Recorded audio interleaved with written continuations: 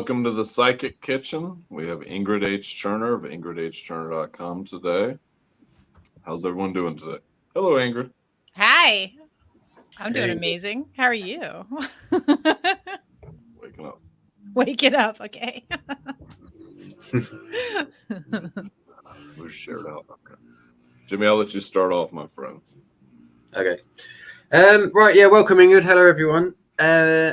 It's great to have you here, Ingrid. Would you like to start by just introducing yourself and letting us know who you are, what your story is, how did you get here? Feel free to just Well, thank you, my go with dear. it. I'm so happy to be here. It was so nice to chat with you backstage, Jimmy, and get to know you a little bit. I know Thomas really, really well. We go way back, way deep. So it's so nice to connect with you. Thank you so much for having me on here, fellas. I'm really happy to be here. I am been looking forward to this all morning. and My name is Ingrid Turner. I am a psychic development teacher. I am a channel for divine spirit, psychic medium, healer. I wear all the hats like so many of us do. My primary focus nowadays is with the Baba Spiritual Mission. That is a digital church that me and a group of my leaders founded. And we did that so that we had a structure to train people in developing their psychic and spiritual gifts.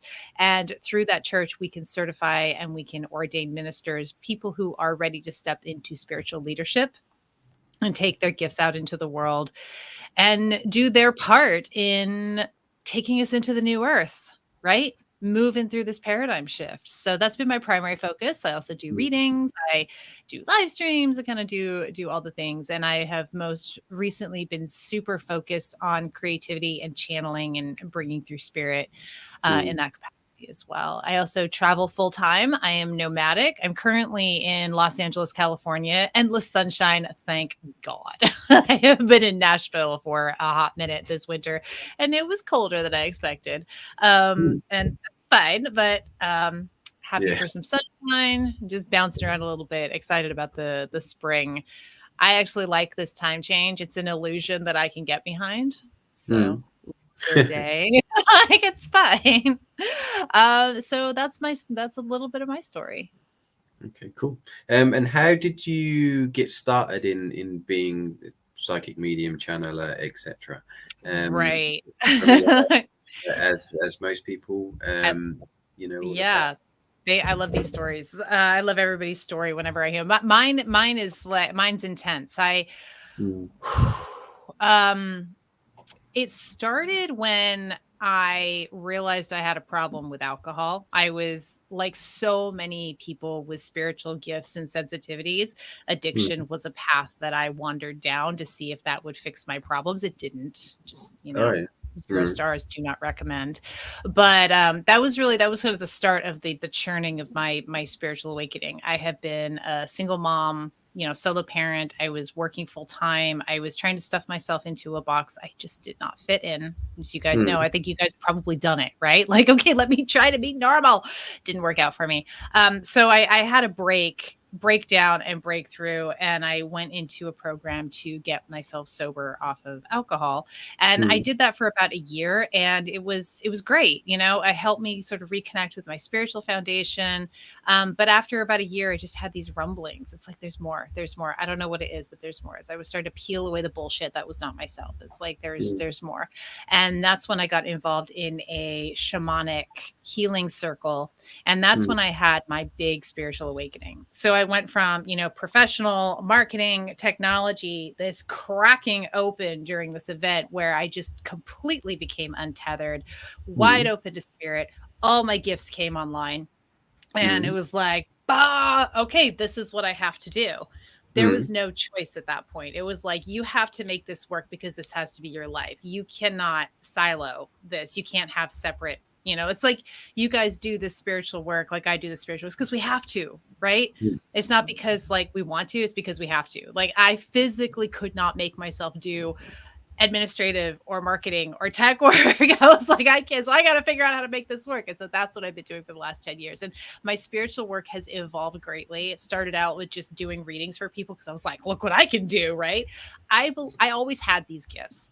I didn't know I had these gifts. And so my work has evolved from, okay, we're going to do readings, we're going to do mediumship, to teaching people how to tap in and trust that that's already there. So I do a lot more teaching nowadays. Over the last decade or so, it's evolved to that degree. So that was a very intense experience. It untethered me for a couple of years. It took me a couple of years to find my footing. It was you know, you hear about this term like spiritual psychosis, you know, where it's like you just, whoa, you're way out there. That's where I was. I was way out there.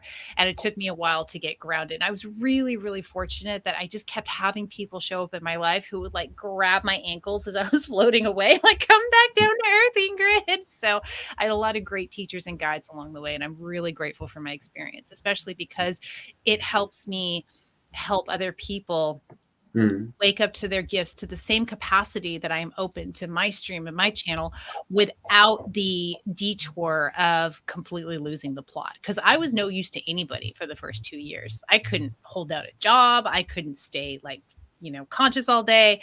I mean, people would listen to me talk and I was having a great time up here in spirit. And they're like, oh, back away slowly, you know? So important to get grounded, because if we're not grounded, what use are we? And that's the point of these gifts, is to be of service and to help other people. Beautiful. Yeah, totally.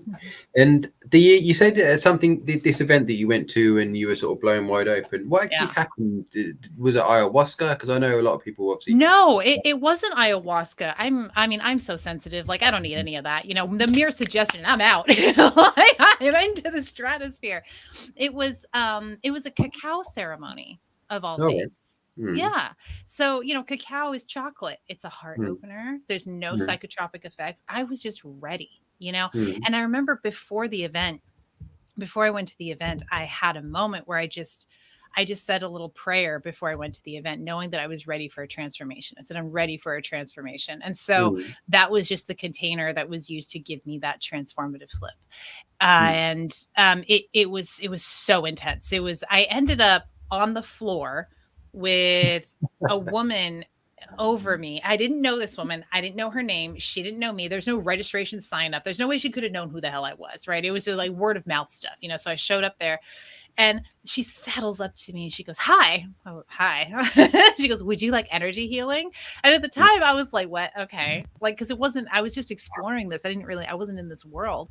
And so she goes, okay, great. Lay down. And I said, okay. I laid down and she put a hand on my sacral and she put a hand on my heart.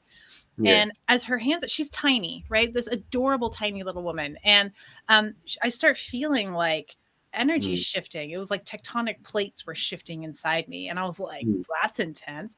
And she goes, and she goes, oh, your dad's here. So my dad died when I was a child, right? And I'm like, what?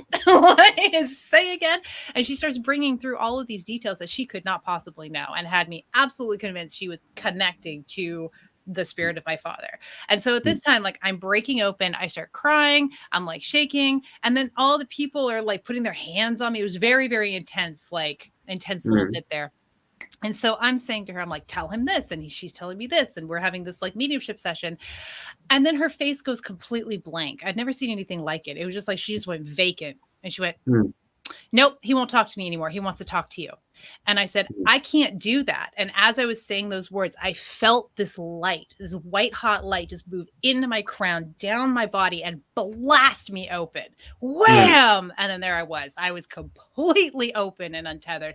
And that's when everything came online. And my journey to getting fucking grounded and reasonable began. That's how that happened. Wow, that's amazing. I've never done a cacao ceremony, so I don't Not know. normally that intense, I'm telling you. Normally it's very chill thing, but I'm very sensitive to cacao. In fact, a few years later, I was with a friend and she made me a salad and she goes, I put cacao chips on my salad. You want to try it? I'm like, sure. I put some cacao chips. I ate a few bites of that salad and I went wham. And I was like, I got to go outside, because all of a sudden all the spirits around on her property just came whoom, in super fast. So I think I have a particular sensitivity to it. Sounds like it. Yeah. I don't know if that's an allergy. What that is. It might be, yeah. I'm curious. I don't know if it means anything or whether it would have been any different. Obviously, the woman who put her hands on your sacral and on your heart, and then your father came through. Do you think that the fact that she put one of her hands on the sacral on your sacral means anything? Do you think that's connected to your father the father in any way, or haven't you really thought about that? It's just That's a something good that's question. I've actually never thought about that. And feeling into it, like I think she absolutely knew what she was doing because she was tapped into spirit. It wasn't a head thing for her. She just like looked at me across the room and went, that one. And so she just bam blasted me open. It felt very much like a soul connection agreement, if you will. You know how you have those moments where you're just like, okay, you and I met for that purpose and that reason, and now we can part ways. And it was literally like a moment or a day. It was like that. I don't know about the sacral. That's a really good question, and I'll have to feel into that. What I mean, what a great question. Yeah, It's your emotional center. So it's your emotional center. Yeah.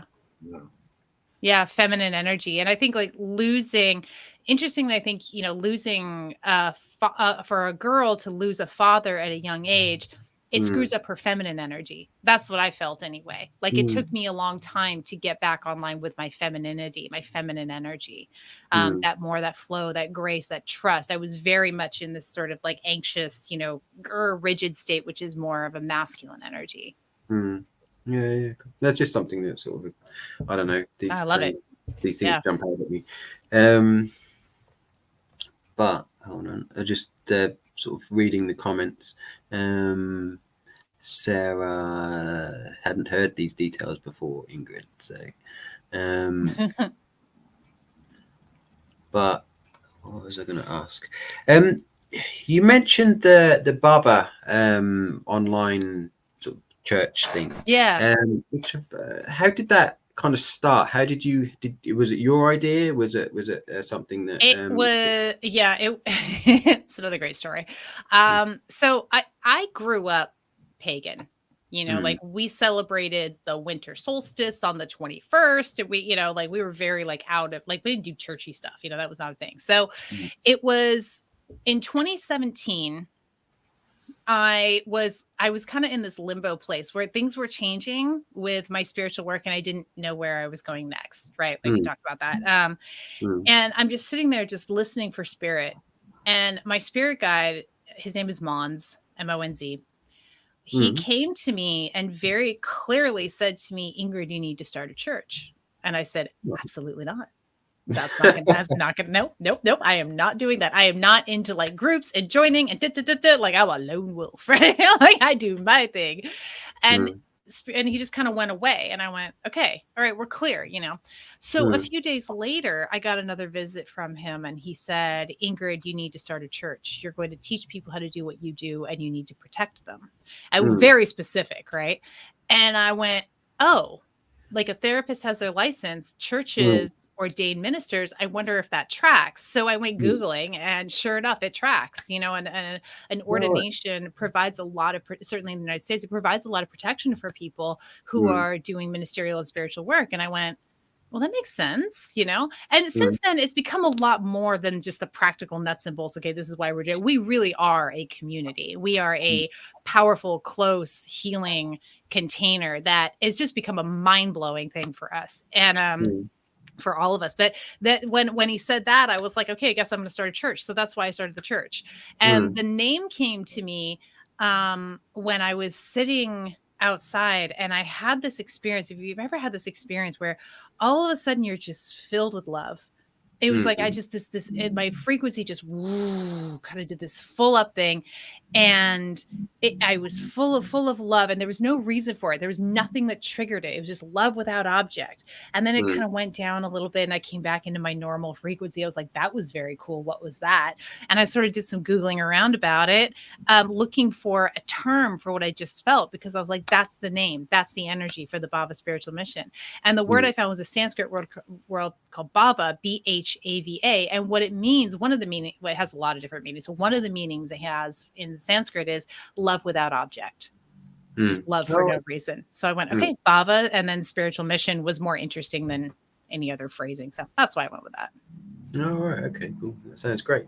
And obviously, well, with your church, with religious churches, religious orders, they have, say, rules. There's sin and everything like that.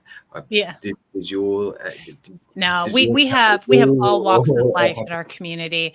We have we call the dogma of no dogma. Essentially, our rules and regs are like, don't be an asshole, be a good person, be accepting. Like the just the basic stuff that's really truly the thread of all spiritual practices and Yeah. religions. When you get down underneath the nonsense. So Mm. we have Christians in our community, we have New Age, we have pagans, we have witches, we have Christian witches. All walks of life are welcome in our community because we don't connect on the story, which is the dogma. We connect on the faith. And what we do as leaders in the community is we try and we successfully take our students and we help them unearth their power, their leadership, their authenticity, so they can really step into the highest expression of themselves, their happiest, most fulfilling life, and then be of service to the planet through the vehicle of their passion. So we're not in the business of creating followers, we're creating leaders. There is going to be a hierarchy in the beginning in the student-teacher relationship, but we don't love hierarchy. The goal is for our students to outgrow us. And then if you want to stick around inside the Bava container and do this work with us, that's fantastic. If you don't, that's fine too. Go out, do your incredible, amazing work. Go where your heart pulls you. I suppose, yeah, when they do that, it's almost like people come to you to, I don't know, free themselves almost of the circles, but you don't want to hold on to them because then they're just in another place where they're sort of not getting. And then we've become this corrupt spiritual community, and you see that over and over again. Spiritual teachers, spiritual communities, it becomes corrupt very, very quickly. And so we, one of my board members now, what we do, every cult documentary we can get a hold of, we watch it and then we talk about it. Like, okay, what do we not do? How do we not become that? Like, we're really trying to stay super conscious of that, because I've been involved in a lot of different spiritual communities in my lifetime. Interestingly, sort of dipped into a couple of cults, like around the edges. And so I know what it feels like. I know what it looks like. And I know what a turnoff it has been for me as a seeker, as a follower, and what a gift that is. Because now as a leader, a cultivator of that kind of space, we really, work hard to not do that. In fact, somebody, it's like, I hear, you're a terrible cult leader. I am. My son is like, Mom, you suck. You're a horrible cult leader. You do better. He's 18. He's funny as hell. But yeah, so it's almost like you want your aim is to make it sort of a high turnover of people, because you want them to come in, learn what they've got to learn or do what they've got to do, and then go back out and share that. So you don't want people sort of, I say hanging around, but you know what I mean. You don't want you want it to be a revolving door where they come in, get what they need, and then go. None of us on the leadership team are wired in that we like people depending on us. Some people are wired that way. They enjoy having people depend on them or follow them or kind of hang on their every word. And really, it's a gift of nature, is that none of us really like that.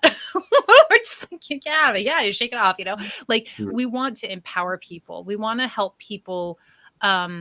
We teach people how to identify what is truth and spirit versus their ego. That's the really important foundational piece, because we all got ego, and we all of our egos can get in the mix. And that's not what we mean. We don't mean follow your ego, follow your, we mean follow spirit, learn how to trust spirit. So it's about learning what's not spirit. Here's what your ego feels like. Okay, great. Now you know.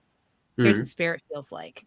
Yeah. Now, what are you going to choose? Now, we have an application process where, we interview people. We're very selective about who we bring into the leadership training in our community, because it's not for everybody. It's for people who have done a fair amount of spiritual work and are really looking to be of service, not for people looking to be seen as spiritual leaders, right? There's a distinction, and you can energetically feel that when you're talking to people. Yeah. Yeah, totally. No, do they go to a website to find this? Where do they go? Yeah, they can go to bavamission.org. BH. Here, I'll put it in the private chat. Okay. And I'll, and they can look at what our program entails. And and we're slowly building out more and more of the Bava Spiritual Mission Church. We're looking to start more of like kind of a community, more of a community branch, if you will. Like this is the training program, and we know that we can connect and help people and inspire people in this incredibly potent transition period on earth, to find their empowerment, to move from fear to love.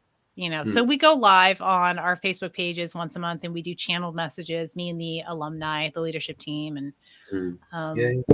so it's slowly more and more growing out.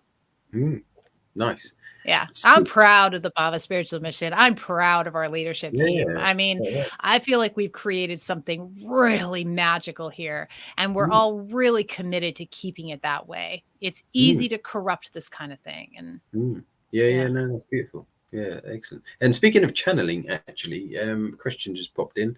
You said you do channelings, and I know you obviously do readings, and you channel anyway. Yeah. I just have. Firstly, I just wondering what would you say was the strangest channeling? I don't know why I feel like I want to ask that, but what was the strangest channeling that you've ever had, and do you know who it was from? Obviously, you don't have to name. If it was for a client, you don't have to name. Yeah. names Okay. Let me think about that. The strangest channeling. Well, the one that surprised you with the information that came through, that was most profound, or so it's interesting because when I channel, I often don't remember what I channel because it's not coming from me, it's coming through me. So my clients will come to me and be like, oh my God, you were so right on with what you channeled. I'm like, was I have no idea what it was. I'm glad. That's great. But what I do recall, here's what comes to mind, and I think this is coming to mind because Spirit is wanting to bring it to the forefront. Back when Bernie Sanders was running for president. So what was this? 2016, right? In the US, right? And Jimmy's like, but anyway, it was back then because I remember this because I was doing a reading for a woman and she was very upset because she was really, really scared. She has a lot of fear in her about the election at that time. And I just remember being around Bernie Sanders for some reason. I just remember him being a part of the mix. So she was really, really scared. She was scared for the planet. She was scared for the world. She was crying because she was so scared about who was going to be president, and she was really like in a lot of fear. And I remember Spirit came through and said to her, and this came from Divine Spirit, like my spirit guide. Spirit said, in 50 years, you will be integrating technology and nature in a benevolent way. And I remember that, and it immediately made me relax. And I don't have any fear about what we're doing with technology or AI, for example. It's like, I know, and we are, and now, 4 years later, 2020 hit, and I don't know, Thomas, you and I have talked about this, and Jimmy, you're probably on the same page too. It's like something shifted on this planet. Like we are moving into a new energy, into this incredible new earth, and it's a choice based on our energy. And whether we move from fear to love, and that new earth is brought in on the backs of the individual. So since I had that channeling, in 2016, and then we moved into this new energy, I have not been afraid that humans are going to screw it up. I think we're going to get this right. I feel like we're going to do this. Like enough of us are moving into love and waking up and tapping into spirit. I mean, how many people are waking up to their spiritual gifts right now is mind-boggling.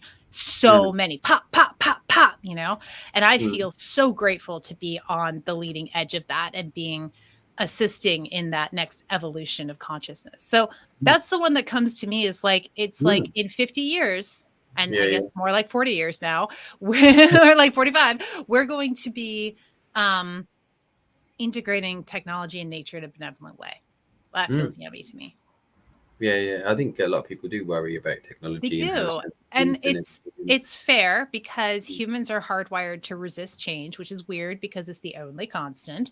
And anything that is new and, on the bleeding edge every human is going to have a natural fear response to, a resistance to. We all do with everything. That's just that's part of the survival mechanism. That's your lizard brain. That's not your forebrain. That's just the okay, I have to survive. So I don't know what this is. So I'm going to have a fear response to it. So I have more alert, more awareness, right? But then what happens? We get hijacked by our fear brain, and the media doesn't help. You know, it's like we're constantly being bombarded with fear, fear, fear, fear, fear.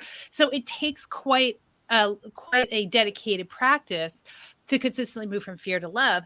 I remember when I first started playing with AI, I had that fear response. I was like, whoa, this is intense, you know? And then the choice, and then it became a choice. Okay, do I stay in fear and go down the rabbit hole of the possibilities, which are real possibilities? Like we could screw this up. Or do I stay in love and see the possibilities for it? Like the benevolent possibilities and how this could help us. And for me, I am choosing to stay in that place of love and feed that love, because feeding it fear will only put me on the timeline of the fear. Feeding it love will put me on the timeline of the love. And we know about timelines, and just like we can be on any one of those we choose, and we have to choose. So that's how I try and live my life. Brilliant.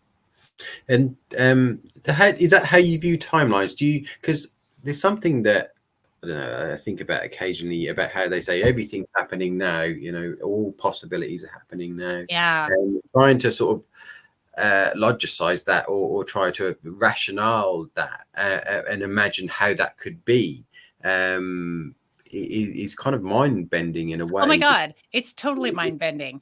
You just lose the plot almost immediately when you try to logic it out. Right? Just like, we are not designed to logic that out. I mean, I have a way that it comes to me that helped me understand it that I could explain to see if it helps anybody else. Is, you know, we think we experience time in a linear fashion, but that's not how it actually works. Time isn't really a thing. So when I see it, I see like droplets, right? Droplets of time all existing all at the same time. So every possible permutation of every possible experience is happening all at once.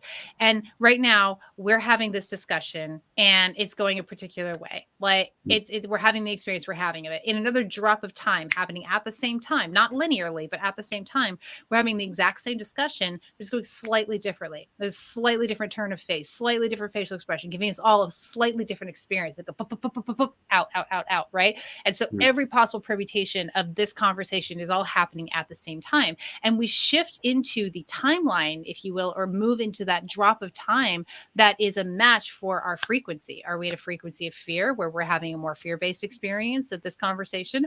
Or is it a frequency of love where we're having a loving experience? And then it takes us out into those in the now experiences of love.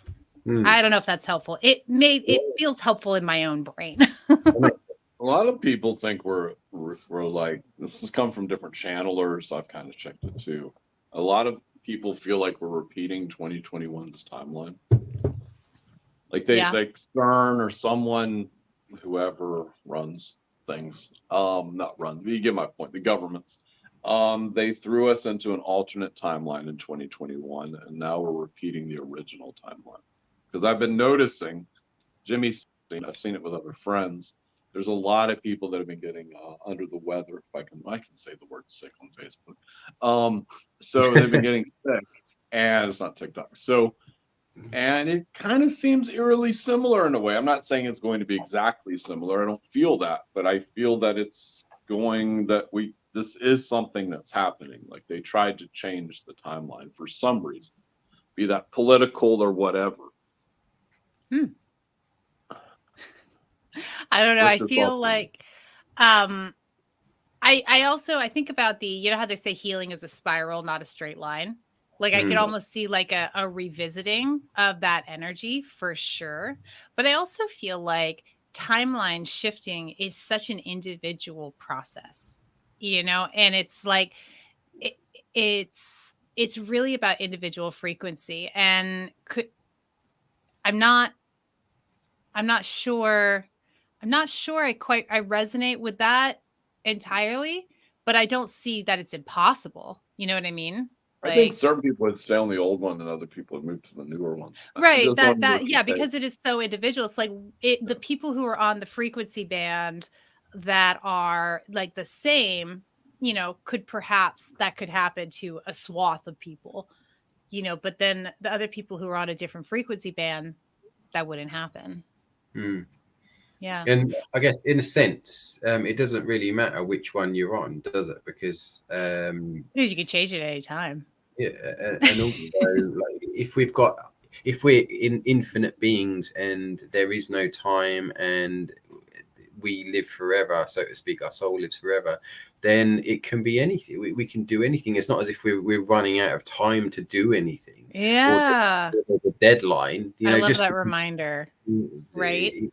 It's kind of, it's almost as if I see and a friend pointed out to me that there's a lot of fear going around saying, oh, if we don't do this by this year or whatever, then this is gonna happen and you're not gonna get to go to the here, or you're not gonna ascend and all this. And you think that's just fear, because I mean, nothing lasts forever except for us. Do you know what I mean? Yeah. The essence, right? Yeah. Yeah. It's not as if someone could I mean, not necessarily all this ascension stuff. I don't know where I stand on that, to be honest with you. But if there is such a thing as ascension, I mean, who decided what ascension was in the first place, for a start? And secondly, why is there a time limit on it? If we last forever, if we live forever, and time isn't a thing. That makes sense. I think that. Sorry. Well, I was going to say, I think fear is so insidious. It can easily wend its way into our spirituality too, our spiritual connection. And that's why it's a constant practice to move from fear to love. And that's the way that I see that. And for me, it's not either or, it's and. There's always an and here. It's not this is real, this is not real. It's like, okay, there's a middle point, like where both things are true and then both things are also a lie, right? And when it comes to the ascension, like the chosen ones are going to ascend. I tend to feel like that is very much more in the fear band, and its fear has made its way into our spirituality. That being said, it's also like, yes, the chosen few are going to ascend, if you will. It's about raising our vibration. It's about moving into a vibration of love, a new earth, right? The new earth is happening. You're on board with it if you're moving from love. You're getting left behind, if you will, if you're moving in fear. So you see how it's like, in my mind, the way that I understand it is like, it's not either or, it's and. It's both. It's always both.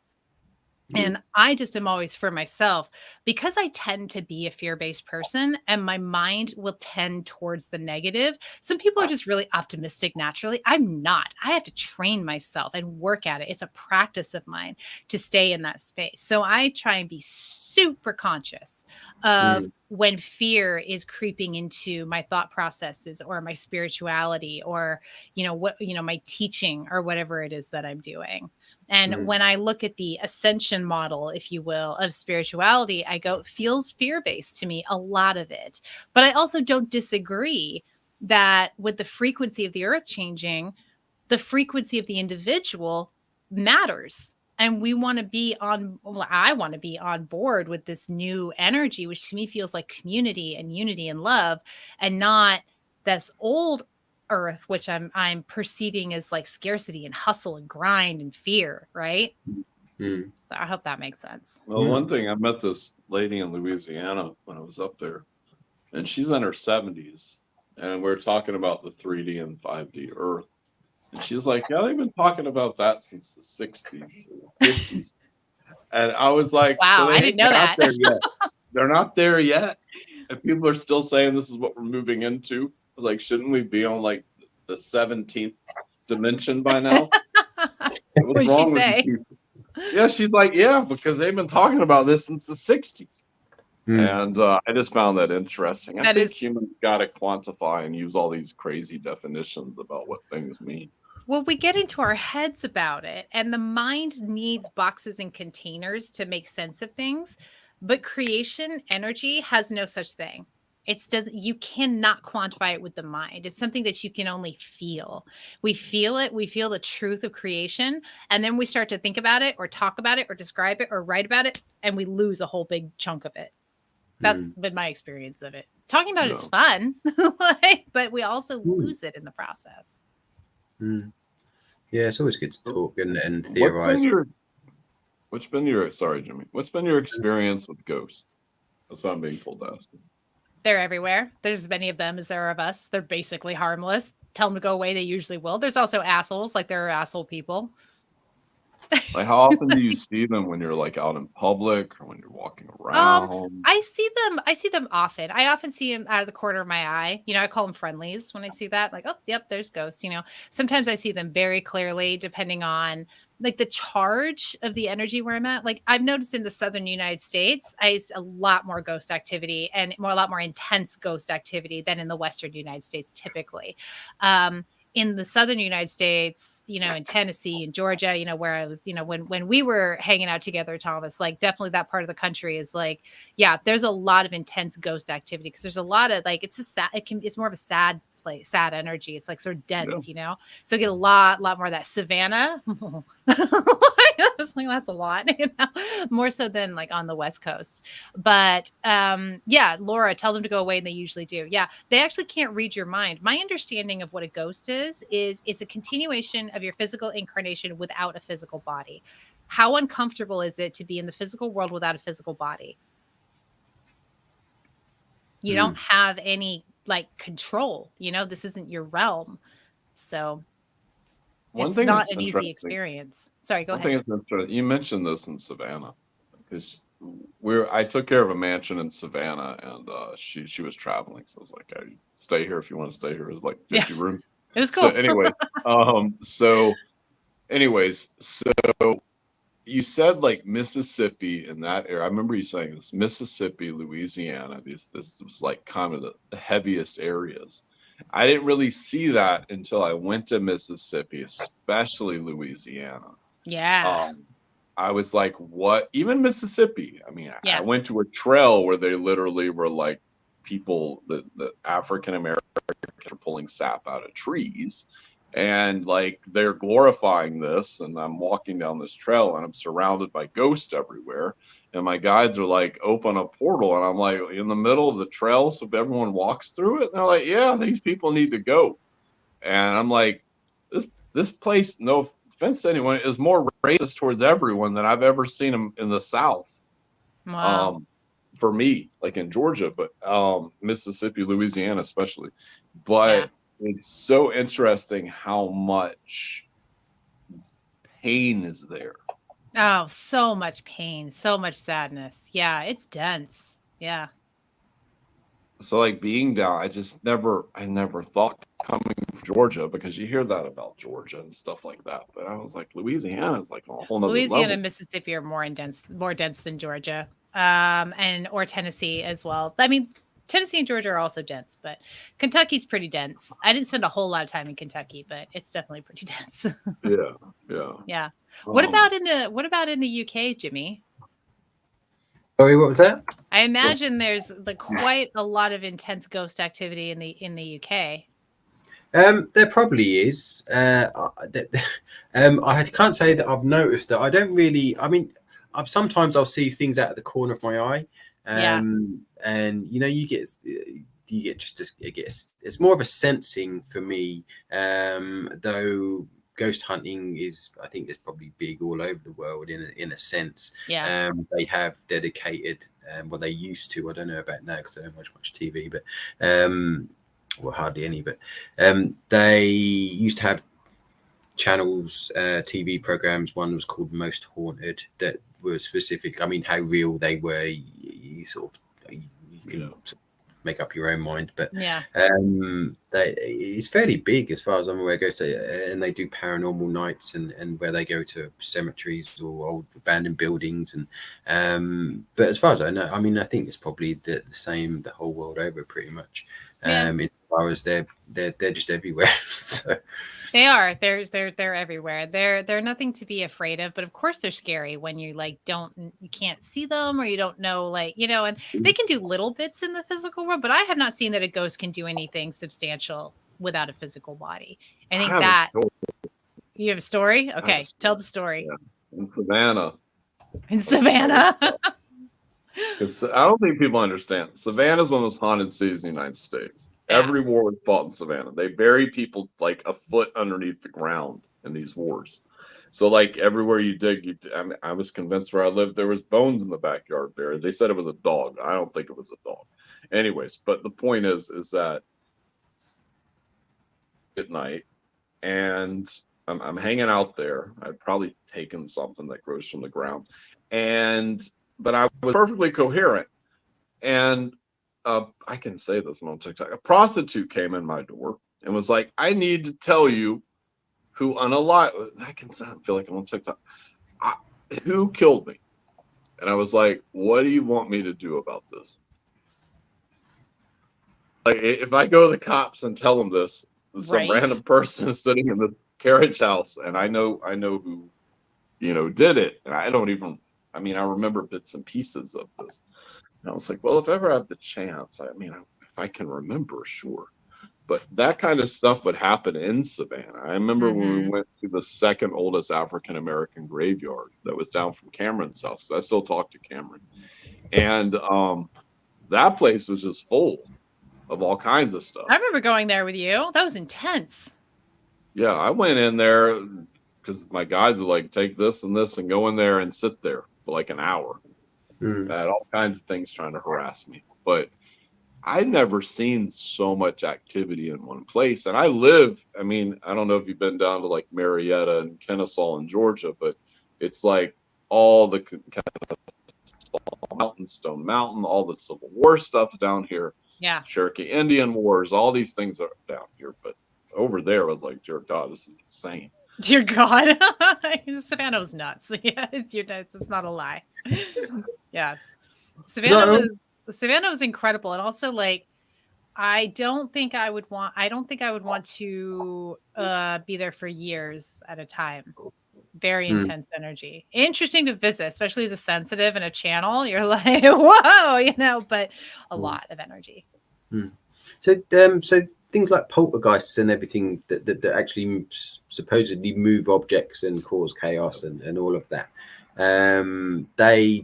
Would you say that they do have the ability to do that? It's just that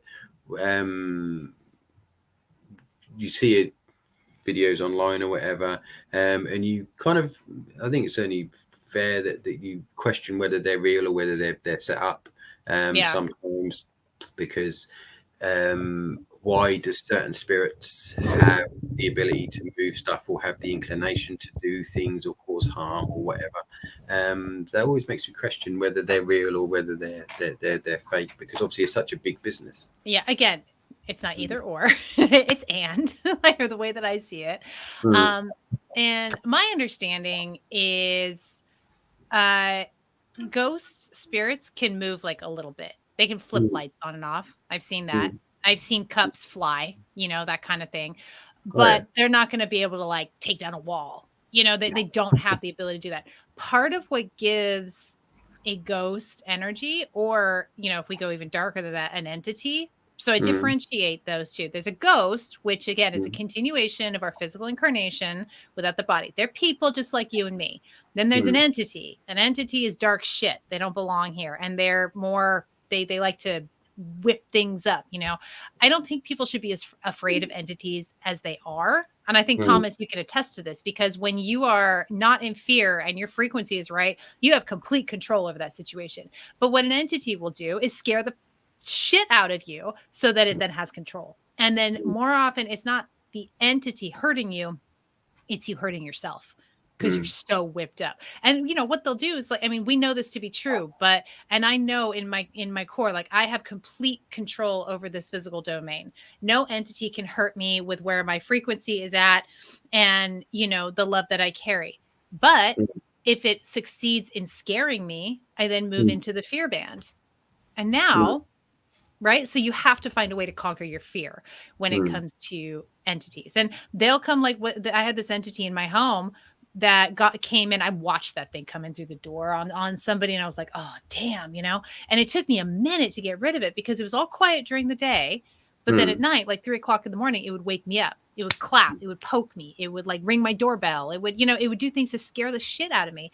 And at 3 o'clock in the morning, I don't care how cognizant I am of like, you just have to conquer your fear. I'm scared.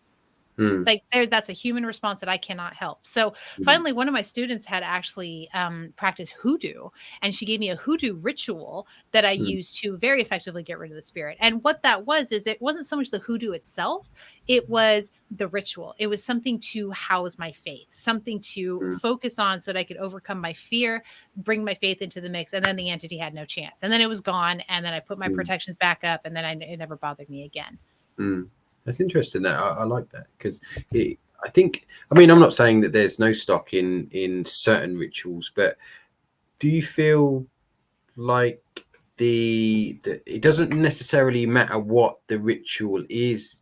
That is how I feel. It doesn't matter what it is. It's your faith that's doing the fact that it makes you believe that it's working, that has, and there's almost like a placebo in a sense, and people healing themselves. And if you tell someone they've got you swallow this, it's going to get rid of you or whatever. Yeah. And let's point out that a placebo does not mean it's not real.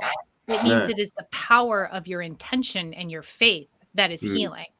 Yeah. But we hear placebo, we think, oh, that's not real, but it's absolutely real. So it doesn't matter what which is why, a Catholic priest can come in and do an exorcism effectively because of the power of their faith. And they're using their Catholicism and their Catholic dogma to, as a structure to move their faith and their power through. You can use anything. And it's like, it's like what you look at, we kind of broaden that out in not just from ritual. Ritual houses your faith. If you replace your faith with the ritual, you lose the ability. You lose your power. Same thing is true with spirituality and religion, which is why, kind of circling back to our conversation earlier about 5D and 3D and the ascension and, the chosen ones, what have we done? We've taken our faith and we have replaced it with this sort of story, this dogma. It's like, oh, only a few of us get to ascend, instead of the raise your frequency, move into love, and move into this new earth. There's a very different energy attached to that, but it's sort of the same thing, right? Yeah. And speaking of love, and how do you, what's kind of your definition of unconditional love? How do you see that? So I'm thinking about, are you guys familiar with human design at all? Yes. We had Luca on a few weeks ago. Okay, cool. So every time I think about unconditional love, I think about gate 25 in human design, which is called the love of spirit, I think. And the way that I read the description of that gate was something to the effect of, when you have that energy active, whether it's through transits or is active in your chart, you have the ability to love your child and a flower exactly the same amount, because it's all one. It's all the same. It's all God. What about for those who who you consider to have committed to do evil, to do wrong? How do you view unconditional love towards them? I try and remember that everything here is an experience. And from a cosmic perspective, there's no right or wrong or good or bad. There's just experience. There's just frequency, right? There's the fear frequency and the love frequency, and you're experiencing what you're experiencing.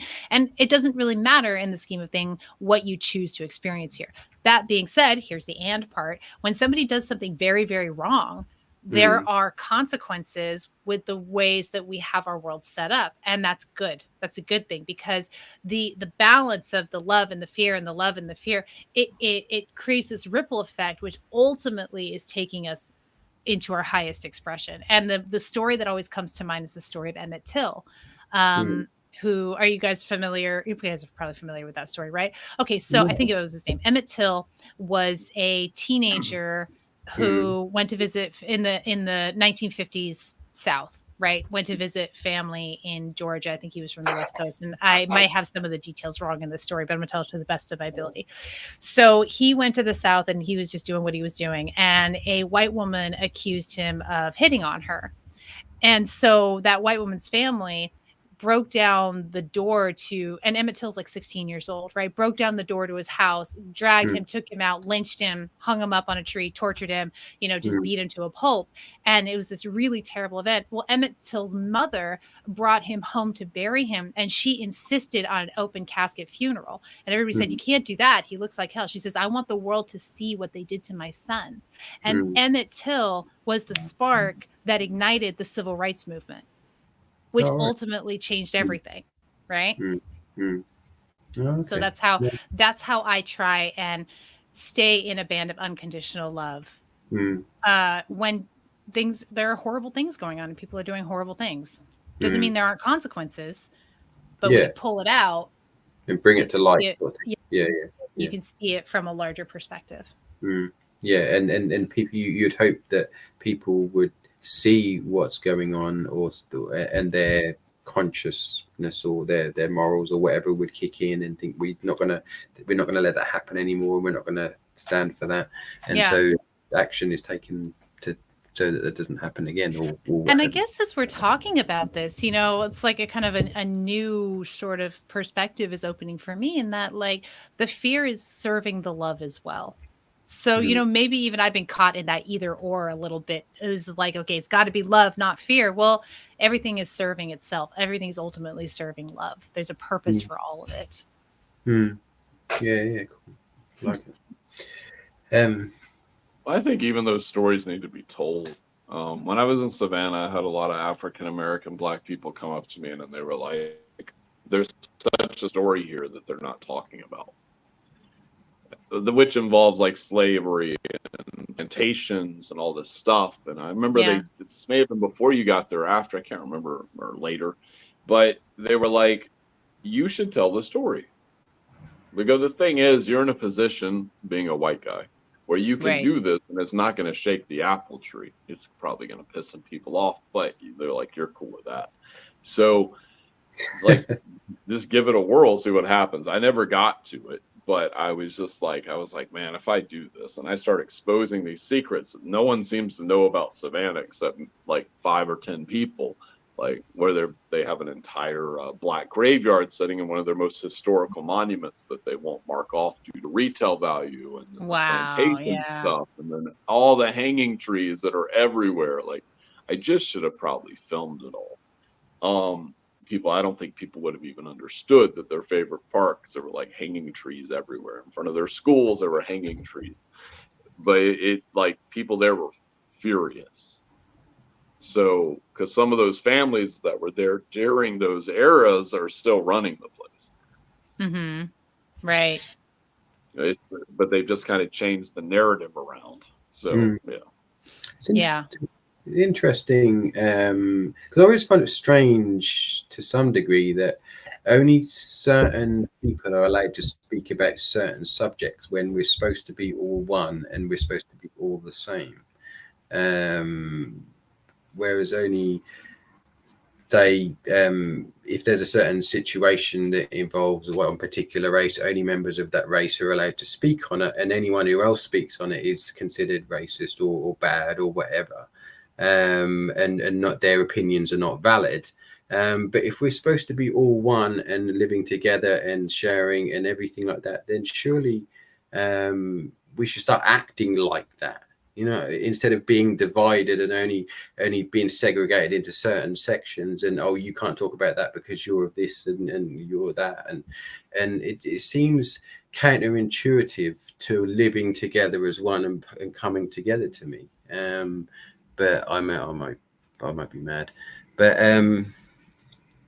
well, I don't think you're wrong, but I think that, when so for example, when a man speaks to a woman's experience and he's wrong, but like his mind won't be changed, that's where I think that people initially get mad. Is like, you're a white person speaking to the Black experience, but we're telling you that that's not correct, and you're not teachable. You're not learning. You're not helping. You're just spewing your opinion, which is not correct.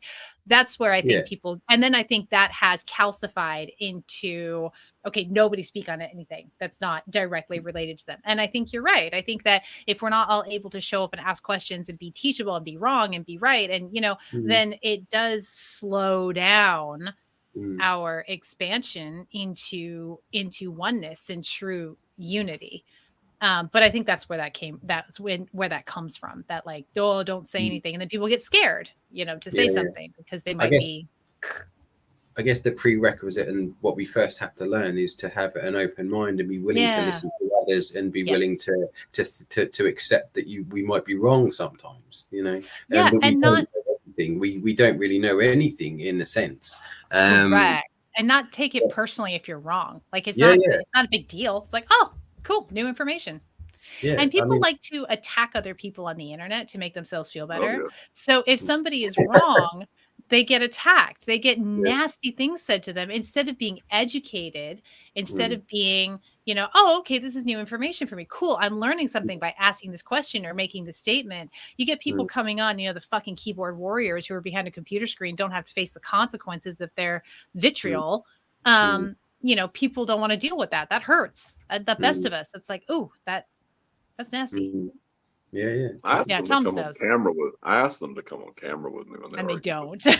Right? Because they don't want to face the consequences. There's been like 2 or 3 of like 500.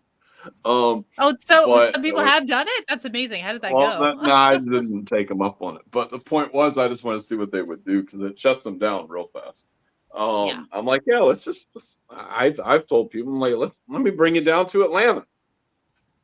Let's go into church and do this. I'm bluffing the whole way, but let's see what's going to happen. And they're like screaming and yelling at me, and I'm like, well, maybe you shouldn't be posting that on the internet then. People get big mad on the internet. But and when I think people are offended and triggered, remember that like when we trigger somebody, we are like, God is using us as an agent of change for that person. What they do with that is entirely up to them. But a trigger is an opportunity for really deep healing and clearing, to really let go of the nonsense that we, you know, pile on top of ourselves, to let go of a portion of that. But it's very hard when you're the one doing the triggering. And I know I do a lot of triggering, and I'm sensitive, and I don't like it. I don't like it when people are mad at me and they feel triggered and they're blaming me for, you know, whatever their you know, hurt feelings they have, because I'm never coming from a place of, oh my, fuck with this person. You know, that is never my intention. So it's not that easy to be an agent of change in the world, and through that agency be triggering people, be pissing people off. But you have to, in spiritual leadership, you guys know, we have to learn to let that go with love. I guess it's a sort of a lesson, so to speak, for those who do the triggering, to learn how not to react and not to take things personally. So as hard as because then you're getting triggered. Dueling triggers. But people and we all get triggered. I mean, if you don't get triggered, you're Buddha or whatever. But I imagine he did as well, but I didn't know him personally. Well, I might have done, I don't know, we probably all did, but I find it fascinating how there are some people who tend to trigger a lot of people, and it's not easy having to deal with the abuse that comes from that. And so because of that, a lot of people shy away. You can understand why, from saying anything or doing anything, because it's not easy to deal with. But it takes tremendous courage to show up and be your authentic self. It really does. Totally. What was I going to ask? Yes, chasing the sun, which I'm trying. I love the idea of it, and I'm sure people who are listening would kind of have maybe thought about doing this at some point. And but just explain to just tell us about your kind of chasing the sun and what that means, and your traveling and everything like that. Right. Well, for the last 2 years, I've been nomadic. So I've been a full-time traveler. I started doing it. Oh, I took my Scion. You know what a Scion car is? It's this little box car, right? And I converted it into a micro camper. And that's when Thomas met me, I was in my Scion, right? Except when I stayed with him in the mansion. And then I didn't have to be in the Scion. So I traveled for a summer in the Scion and I loved it. I've always wanted to be a full-time traveler, but I was a solo parent, for almost 2 decades. So, and I did try to talk my kid into it a few times, and he was like, "No, whose kid are you?" He didn't want to do it, but he's grown now, and so I'm off like just doing full time traveling, and so I love the Scion so much that I upgraded to a van, which I actually got from me and Thomas's friend in Savannah. She had an old camper van. Needed some fixing up, so she helped out with that, and then I was able to take off into the sunset with the van, which has been really fun. It's the perfect size because it's not so big that it's unmanageable, but it's big enough to like be comfortable. Like I can stand up in it, and it has a kitchen and everything. So I've been doing that, and then I was telling Jimmy backstage that like I'm trying to chase the sun and avoid winter. I haven't pulled it off yet over the last 2 years, but I'm gonna, right? I'm gonna. But yeah, when I started traveling, I mean, I gave up my apartment. I took 90% of my possessions and I shoved them off the back of my friend's pickup truck. I just got rid of everything, just completely burned the place down, so to speak. I have a couple of things stored at my mom's house. And I just move. I love it. I love moving around the country and being on the go. It activates something in me, just like my creativity and my flow. And we have the most amazing experiences. I meet the most amazing people. I mean, I met Thomas because I was traveling and going through Savannah. He goes, we knew each other on Facebook. He goes, "You can come here if you want." Fabulous. It's like done, and then here we are. And I don't think this would be happening if, I hadn't decided to just give up everything and travel. And I don't know how long I'll be doing it for. I mean, at this point, I love it so much. I'm like, why would I ever want to give this up? But I don't know. People change, frequency changes. I'm open to anything and everything. I'm a very happy human. And part of that is just There's something beautiful about having everything fit in your car. totally 'Cause minimalism. I've been on this hotel excursion for like a year. So all over the place. But I was like, at first, I think Santa was 2 carloads to get there and then something like that. But then I was like, I have to get this down to 1. But everything can fit in my car in the span of like 30 minutes. Yeah. If I move fast enough, I can get everything in like 15.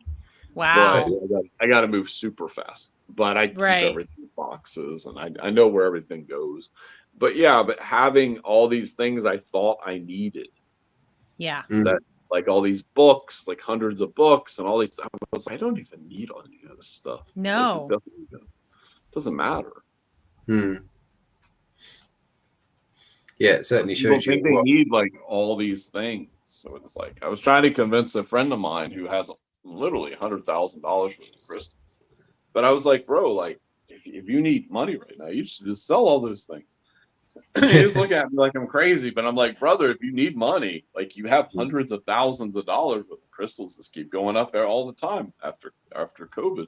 I was like, man, you make fortune. You might have like $300,000 worth of crystals. You don't need all. You can't take it with you. If you pass away, Can't take it with you. Somebody else. Yeah, I'm really a fan of like the minimalism lifestyle and like less and less and less and less because we don't need very much.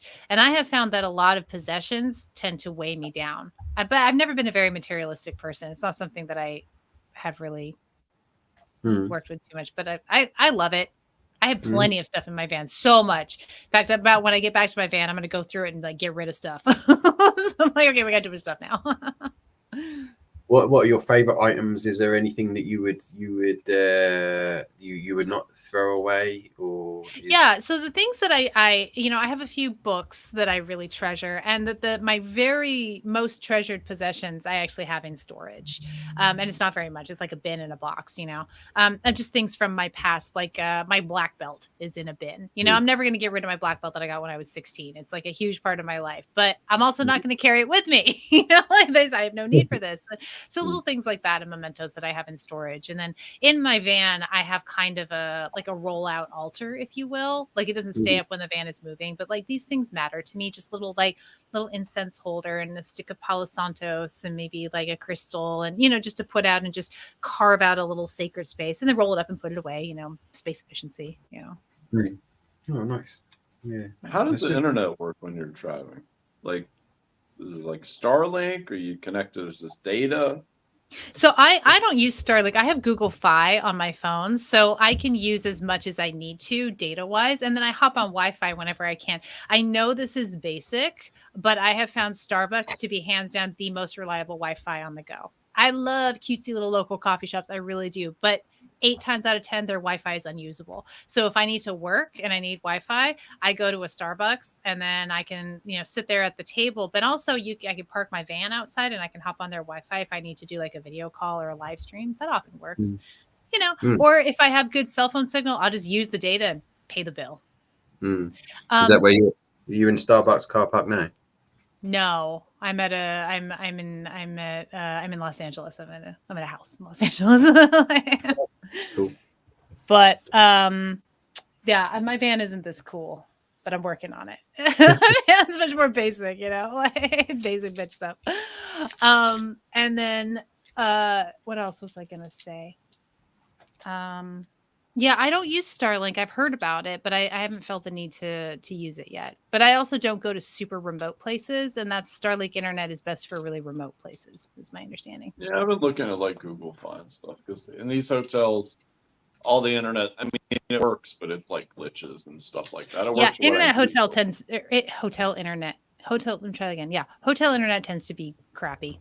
But the data never runs out, so. I mean, between 2 phones, I've got so much data, and I have hotspots and all that. But yeah, the Google you Fi thing. You make it work. I mean, it's definitely not as convenient internet-wise traveling full time as just like being in one location and paying for internet. But the trade-off is worth it to me. I can make it work. There's always a way. Yeah. There's always a way. So, let's have a look. So, if someone wanted to kind of start and do what you do, as in travel around the country in a van, what's the best way to start? Would you say, to tips wise? Do you have any little recommendations to start off with? How did you kind of start off? I mean, for several years before I did it, I had been building an online business, and COVID actually helped with that because everything went online and made it easy for me. So, you have to have funding on the go. Some people like to stop in one place and make a bunch of money working jobs and then go out and travel and not worry about it. I prefer to have money as I go and just have the ability to continue to make money. So most everything I do is online. I do my Zoom sessions online. I do my classes online. I, do the live streams. So that funds and facilitates whatever lifestyle I want to live, whether I wanted to be in one place or traveling. And then, afterwards, you just have to do it. You're never going to feel prepared. You're never going to feel like you have enough. And you can just trust. Like for me, like if I have my phone and my wallet and my keys, anything else I can get on the road. It's like I can handle that. I can get that, you have to take a massive leap of faith and just have courage and just do it, because it's kind of like you said, when's the right time to have a kid? Never. You're never gonna be ready to have a kid. When's the right time to give up your stability and go traveling? Never. You're never going to feel ready for that. But boy, once you do, like if it's something that you've always wanted, you're going to love it. People told me for a lot of years that I was wrong, that I wouldn't enjoy traveling full time because I needed more stability. That was a story that got stuck in my head. And so I questioned myself for a long time about whether I was actually going to whether I was actually going to enjoy it or whether it was going to be really hard for me. They were wrong. I was right. I love it. I love it. And like I said earlier, like I'm kind of like, I have like fears that I deal with, and I have a mind that I really have to work with that tends towards anxiety and fear. And you just do. How do you, speaking of which, how do you learn to quieten your mind or calm yourself? What are the sort of the techniques that you use? Meditation. Meditation has been critical in me learning how to get my mind under control and not believe the nonsense in the stories. And also I do a healing modality called soulmatic renewal, where you dislodge stuck energy in the body from your conditioning and your trauma. And the more that I do that, and the more that I meditate, and the more that I practice, the better things are with my mind. I am a person who tends towards anxiety. That's my jam. Other people tend towards more depression, but that's never been mine. I've always been like, How do you view anxiety and the cause? Do you think there? I mean, obviously, there's more than one. But how do you view the sort of would you say the root cause or causes of anxiety? Where is it diet? Is it the way our body responds? Is it out of balance, or is it? I mean, I think it's multi-pronged. I think very sensitive people tend to be anxious because we have like this antenna, this super sensitive antenna where we're picking up every little thing. People who are very intuitive and mediums can have a lot of anxiety because we're unconsciously trying to push energy out, and that causes that feeling of resistance, right? Which is anxiety. The other thing is, and so that's the energetic standpoint. I think that diet and exercise can play a huge role as well as hormones. So especially, I think hormones for both men and women, but women in particularly, as we get towards middle age, our hormones start to do funny things. Or in adolescence, or if you have a slight hormone imbalance, that's something I've been looking at too, is like that can really throw things off as well. And then, also like it's, for me, I'm real, like anytime I start thinking or worrying about something I can't control, I have an anxiety spike. And when I remind myself that I cannot control that, the anxiety comes down, so it's a mental health piece as well. So I think it's a bunch of different parts working together. Nothing in the human body or the human brain, I think, is simple, straightforward, and one-dimensional. Yeah, totally. I suppose, in a sense, we're made up of obviously we're made up of cells and different part blood, all of that bones, and each of them each of the little parts have their own mechanics and their own, they're alive, and so the micro makes up the macro, but then you got things that make up the micro, so each is a chain of things passing information on from one to the other and making it up, and so if we're getting a pain from something, that's whatever the place is sending us sensation, and so we're listening to that, and so it's kind of almost a big it's almost a universe within a universe within a universe. Yes, you know what I mean? I've said that use that exact phrasing. It's like everything is sentient and inside. Totally. And who's to say that the world that we live in is not just one cell or one part of something else that's bigger? Why are we? You know what I mean? It's kind maybe of we are the bugs on the animal. Yeah, we're kind of exactly. It's just strange, and the only reason I say it, I saw something the other week where they were talking to AI, and they said, show me a picture of the Earth, and they said, right now, show me a picture of zoomed out a bit more, and it showed sort of the globe that they show us, that whatever, and then they zoomed out a bit more, it said, show us a picture of zoomed out a bit more, it showed the picture of the galaxy or whatever, the alleged galaxy, and then they said, show us a picture zoomed out a bit more, and it showed, and eventually it got to a stage where they zoomed out and the AI produced a DNA strand, and we're part, and it's, but I mean, this is just AI, AI can be programmed, obviously, and it just goes on the information that is fed, in my understanding. But it made me think, it's like, what if we are just a part of a DNA of something else that's a lot bigger, and we're just one of the cogs in the wheel? But then again, you think, well, where does that end? Does it go, it's infinite in a sense. It can go, there's things that goes infinitely small and infinitely large, and I mean, it's just, like I said earlier, when thinking about the thing, it's mind-blowing. It is. Thinking about, they took a picture of the universe and they found it looked like a DNA strand. Yeah. It's been a while since I've seen that, but I'm pretty sure that there's some kind of scientific backing to that. Wow. Jake says the DNA helix is the most efficient way to store information. Yeah. So I just,